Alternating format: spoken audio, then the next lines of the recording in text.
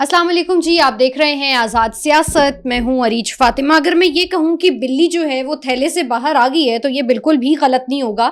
سہیل آفریدی کے متعلق جو مختلف چیزیں گردش کر رہی تھیں ان کے وزیر اعلیٰ بننے کے حوالے سے وہ وقتاً فوقتاً درست ثابت ہوتی جا رہی ہیں. ایسے میں ہم نے دیکھا وزیر اعظم پاکستان شہباز شریف صاحب نے بھی ان کو ٹیلی فونک رابطہ کیا، یعنی وفاق نے ایک دروازہ کھول دیا ہے. کیا کے پی کی جانب سے بھی کوئی ایسا قدم بڑھایا جائے گا؟ مولانا فضل الرحمان یہ کہہ رہے ہیں کہ وہ اسلام آباد کی طرف کوئی مارچ کا ارادہ رکھتے ہیں. کن وجوہات کی بنا پر وہ اسلام آباد آنے کا ارادہ رکھتے ہیں؟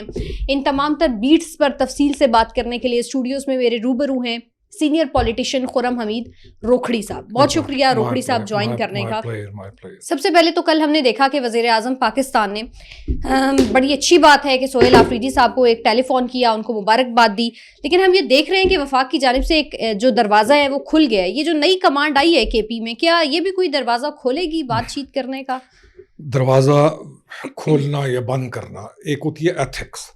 ہمارا تو ان کے بارے میں پہلے دن سے یہ ہے کہ یہ وہ حضرت ہیں جن کو زندگی کے بنیادی اصولوں کا نہیں پتا، تو یہ تو بہت بڑا عہدہ ہے. اس کی تو ایتھکس ہیں. آپ جب وزیر اعلیٰ بنتے ہیں تو آپ، جیسے انہوں نے کہا کہ میں 4.5 کروڑ لوگوں کا ریپریزنٹیٹیو ہوں. بس اب افسوس یہ ہے کہ کے پی جیسا وزادار صوبہ جس کے اندر بہت مضبوط سیاستدان، بڑی ایک رکھ رکھاؤ والا صوبہ، انفارچونیٹلی ایسے ہاتھوں میں چلا گیا ہے کہ جہاں پر نہ وزاداری کا کچھ علم ہے، نہ حکومتی معاملات کا کچھ علم ہے. آج بڑی ایک خطرناک کیا ان کے اوپر کیا بندہ کرے. وہاں پہ آپ کی ایک نیشنل سیکیورٹی کی بہت اہم آج میٹنگ ہے. تو بینگ ایز وزیر اعلیٰ ہی سپوز ٹو اٹینڈ دیٹ. کو مہربانی نہیں ہے، یہ شادی نہیں ہے کہ فلانے کی شادی میں جا رہا ہوں نہیں جا رہا ہوں. اس سیٹ کے اوپر بیٹھے ہوئے شخص کے اوپر یہ لازم ہے کہ وہ اس اہم ترین اجلاس میں شرکت کرے. اور اس نے آگے کہیں ایک اور بڑے غیر اہم آدمی کو، کسی اپنے مشیر کو، اس کا کیا مشیر ہے، اس نے کسی کو ڈیٹیل کر گیا.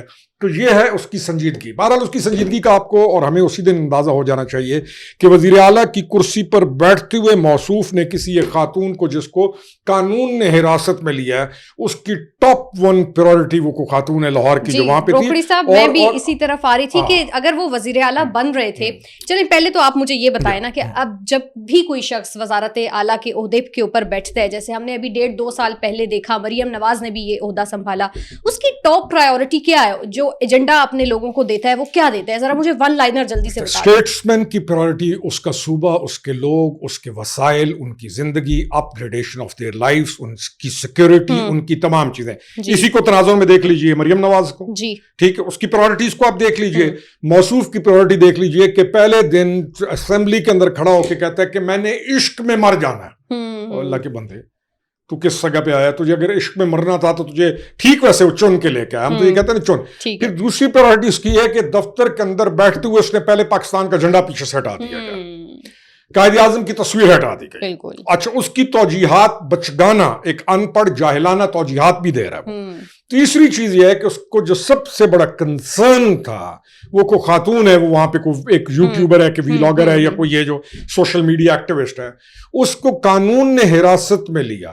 آپ نے اور میں نے نہیں، قانون میں حراست میں لیا، اور وہ جیل میں ایک کنوکٹڈ مجرمہ وہاں پر پھر رہی تھی. موصوف کی سب سے بڑی پرائیورٹی جو ہے وہ یہ. اچھا، وہ ان کا نام میں لے لیتی ہوں، صنم جاوید ہیں وہ. ہم تو یہ ایکسپیکٹ کر رہے تھے کہ وہ آئیں گے تو کوئی اے پی سی بلائیں گے، دہشت گردی کے معاملے کے اوپر بات کریں گے. کیا یہ صنم جاوید کی گرفتاری اتنی اہم تھی ان کے لیے کہ انہوں نے اگلے ہی دن رپورٹ طلب کر لی کہ ان کو کیسے گرفتار کیا گیا؟ جس کا جتنا قد ہوتا ہے اور جس کی جتنی سوچ ہوتی ہے، جس کے لیے جو چیز جتنی اہم ہوتی ہے، جس کا جتنا ویژن ہوتا ہے، جس کا جتنا مینٹل کیپیسٹی ہوتی ہے، جو جس حد درجے کا بندہ ہوتا ہے، اس نے اتنی بات کرنی ہے. دکھ یہ نہیں ہے، ہم تو پہلے دن سے ہم کہہ رہے ہیں کہ اس شخص کو آپ لے آئے ہیں اور آپ ریپریزنٹیشن کرا رہے ہیں اپنی پارٹی کو، جس کے بارے میں پتہ نہیں آپ القابات شروع کرتے ہیں کہاں سے کہاں تک. بہترین بندے آپ کے پاس کے پی میں موجود ہیں، صحیح بندہ چن کے دیا ہے، بھگتے. ٹھیک ہے. اچھا، یہ جو سجیشن آ کے دیے عمران خان کی بہنوں نے کہ عمران خان صاحب یہ کہہ رہے ہیں کہ مجھے پے رول کے اوپر رہائی دیں تو میں افغانستان کا جو معاملہ ہے وہ حل کروا سکتا ہوں، کیا یہ ان کی اپنی ذاتی خواہش ہے یا واقعی آپ کو لگتا ہے کوئی اسٹیمنا اس طرح کا موجود ہے؟ اور دوسرا سوال بھی میں اسی سے جوڑ دیتی ہوں کہ اگر ہے تو پھر اس میں کوئی مضحکہ ہے؟ چلیں لے آئیں باہر پے رول کے اوپر. مجھے پے رول پہ لے آئیں، میں مسئلہ حل کر دوں گا. میں نے آج صبح کسی نے بات کی، میں نے کہا دیکھیں اس ملک کے مسائل کو دیکھیے. جس بندے سے ایک چھوٹا سا ایشو نہ حل ہوتا ہو، چھوٹا سا issue as a prime minister of Pakistan جو ڈیسیجن لے 5 منٹ بعد کوئی اور کہے تو اس کو چینج کر دے, 3 منٹ بعد کچھ اس کو اور کو کر دے.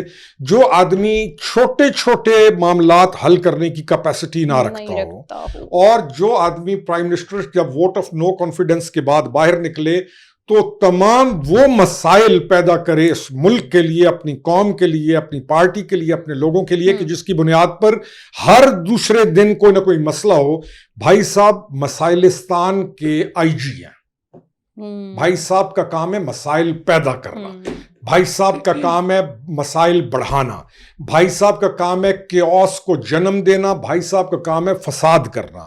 موصوف فسادی آدمی ہیں. موصوف باہر نکل کر کیا سلجھائیں گے, کیا کریں گے.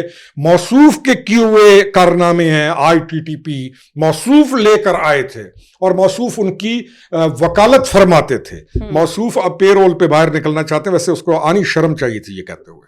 اچھا, کوئی اگلا نمبر بیرسٹر گوہر کا ہے؟ کیونکہ خبریں گردش کر رہی ہیں کہ ان کو بھی جو ہے وہ آؤٹ کیا جا سکتا ہے. کیا خبر ہے اس حوالے سے؟ میرا خیال ہے بیرسٹر گوہر آؤٹ ہو چکا.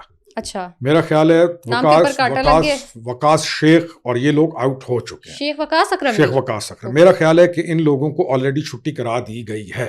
اچھا, شیخ وقاص اکرم ہے, بیرسٹر گوہر ہے, اور بھی کوئی اور بھی ہیں بہت یعنی یہ مین جو لوگ ہیں. اوکے, سلمان اکرم راجہ ایک نیا لیڈر ہے اس پارٹی کا, جس نے یہ الیکشن جب ہوا ہے جو ریسنٹ الیکشن ہے آج 1.5 سال پہلے, جس حضرت کی پالیٹکس شروع 1.5 سال پہلے, اور یہ میرے ساتھ ایک ٹی وی شو میں آ کر جو کو بات ہوئی تو بولا, اس نے کہا جی میں تو سیاست شروع ابھی کی ہے. یعنی جو بندہ الیکشن سے مہینہ پہلے پالیٹکس شروع کر رہا ہے وہ اس پولیٹیکل پارٹی کو چلائے گا, اور باقی جو ہے سارے جائیں گے, سارے اپنی اپنی جگہ پہنچیں گے, ساروں کو صلہ ٹھیک دے گا, یہ ساروں کو یہ صلہ دے کے بھیجے گا. فکر رہی. تو پھر جنہوں نے پارٹی کے لیے بہت ساری قربانیاں دی ہیں, اگر انہی کے ناموں کے اوپر بہت بڑے بڑے کاٹے وہ اڈیالہ جیل سے ہی لگا رہے ہیں, تو پھر پارٹی چلائے گا کون, سیاست بچائے گا کون؟ اس پارٹی کے اندر نہ کسی کی اہمیت ہے نہ کوئی قربانیاں ہیں, اور یہ ٹھیک ہو رہا ہے ان کے ساتھ. ان کا منہ مانگتا ہے یہ جو اس کے غلام بنے. پولیٹیکل پارٹی کیا ہوتی ہے؟ ہم پالیٹکس کیوں کرتے ہیں؟ ہم ڈونٹس کو ہم کیوں کہتے ہیں کہ نہیں یہ چیز غلط ہے, یہ ہمیں نہیں کرنی. ہمارا اپنا خیال کرتے ہیں, اپنے ملک کا خیال کرتے ہیں, اپنی قوم کا خیال کرتے ہیں, حلقوں کا خیال کرتے ہیں. اس کے جو ارد گرد تھے ان کو ایک ہی چیز کا پتا تھا کہ اس آقا کو راضی رہیں گے, رکھیں گے تو ہماری حیثیت ہے. جب وہ غلط کو غلط کہا ہی نہیں ہے ان نے, اس کے نزدیک ان کی حیثیت پتہ نہیں کس چیز کی ہے. ان کا منہ مانگتا ہے ان کے ساتھ جیو. کیوں؟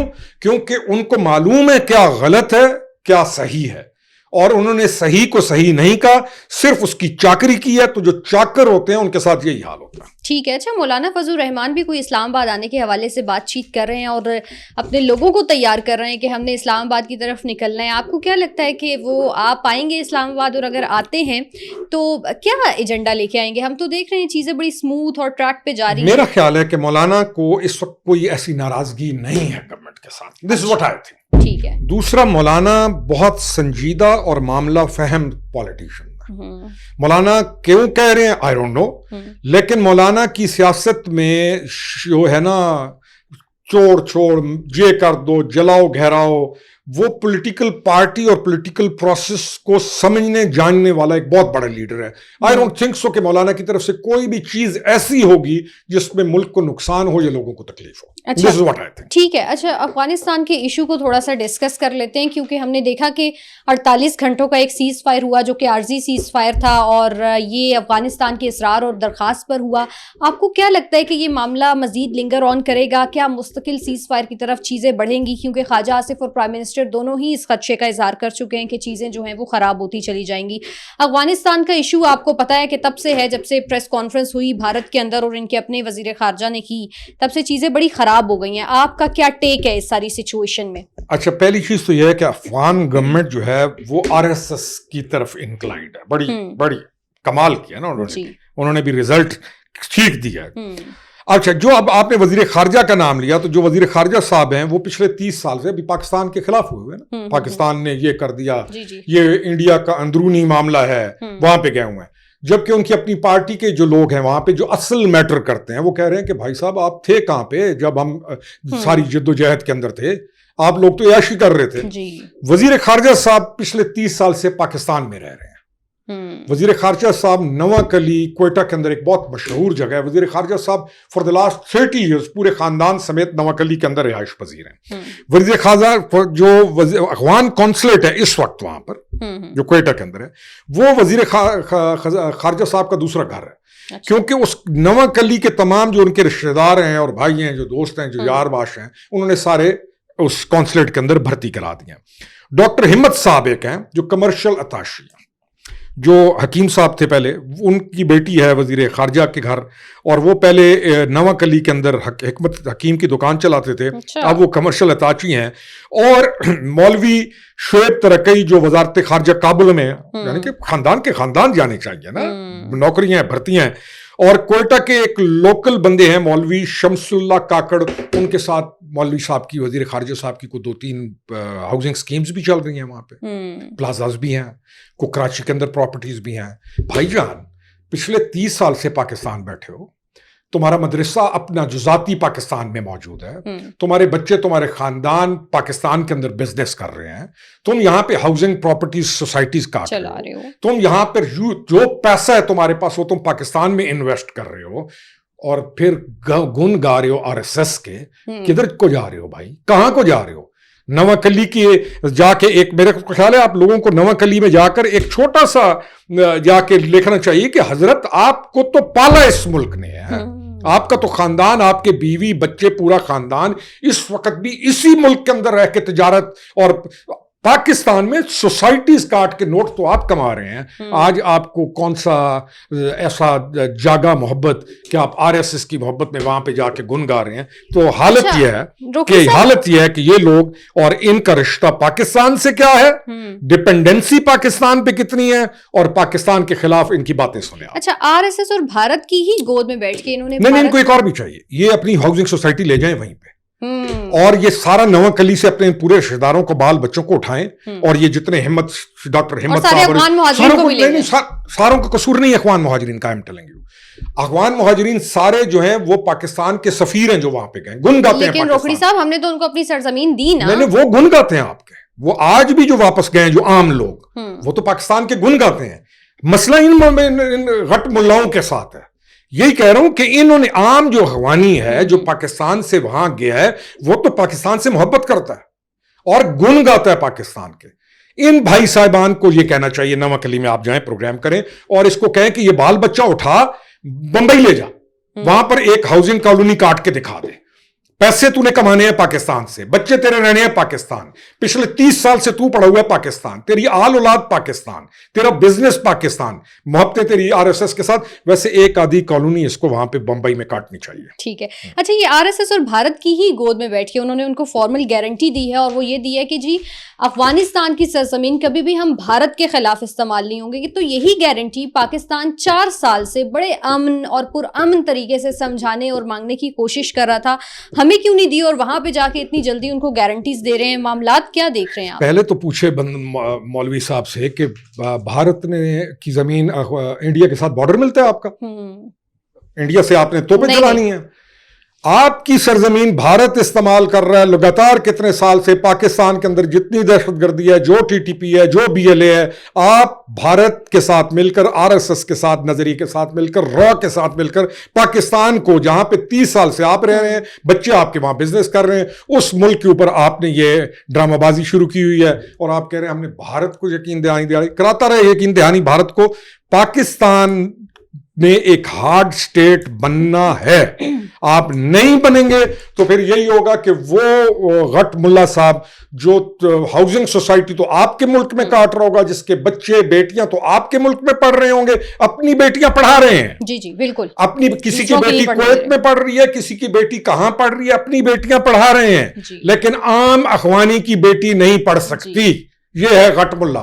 غٹ ملا صاحب بھارت میں بیٹھ کے کشمیر کے مسلمانوں کے خلاف تو بات کر سکتا ہے, اور یہ کہہ سکتا ہے کہ انڈیا کے اندر جو مسلمان ہیں وہ انڈیا کا ذاتی مسئلہ ہے, لیکن پاکستان کے اوپر ان کی زبانیں کچھ زیادہ تیز چل رہی ہیں. آپ کو ان تمام چیزوں کا علاج کرنا لازم. پیسوں کی بس کتنی بڑی مس کیلکولیشن ہو گئی ہے افغانستان سے. کس کو؟ افغانستان نے چند روپوں کے خاطر آپ کو کیا لگتا ہے کہ پاکستان سے یہ پنگا لے کے کتنی بڑی مس کیلکولیشن میرے خیال میں انہوں نے نا وہ ہوتا ہے نا انہوں نے اپنے آپ کو کچھ اوور اسٹیمیٹ کر لیا. اوکے میرا خیال ہے وہ سمجھ رہے ہیں کہ رشیا وہ جو سارا تھا نا وہ میرے خیال میں یہ جو ہے نا یہ حضرات کو سمجھ لگ جائے گی. ٹھیک ہے, بہت شکریہ. روکڑی صاحب ہمارے ساتھ موجود تھے. آپ سے ملاقات ہوگی نیکسٹ پوڈ کاسٹ میں. اپنا بہت سارا خیال رکھیے. اللہ حافظ.